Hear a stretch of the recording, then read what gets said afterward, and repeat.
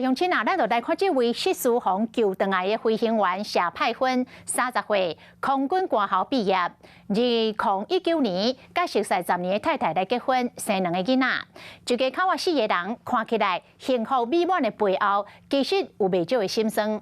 谢太太捌伫个面册来透露，讲看起来真青野的职业，是囡仔甲另外一半都要忍受到寂寞甲分离。针对这个工课有危险性，太太嘛真甲体谅。伊甲翁婿讲，你用性命来保护着国家，嘛守护咱的家。我会当做的，就是甲囡仔甲家己过好好势，互你安心。敢若希望你每一逝飞出去，拢会当平安倒转来。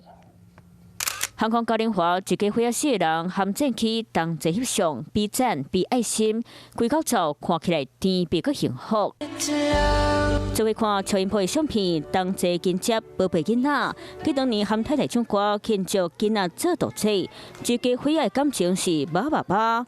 飞行员谢派芬上飞是空军官校109年班毕业，飞行时间达到710点钟。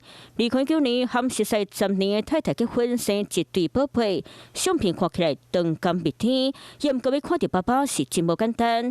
飞行员翁衫穿一半，太太体谅翁婿。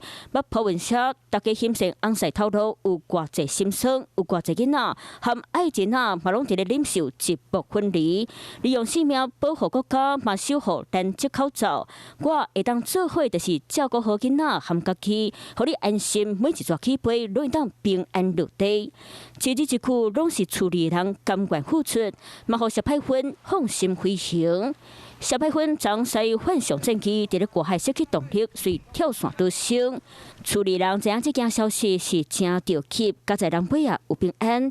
我头搁再看太太面册，后面相片是那是个天含战机，写的短短几字是真情毋忘，每一座飞行，心爱人都会当平安倒转来。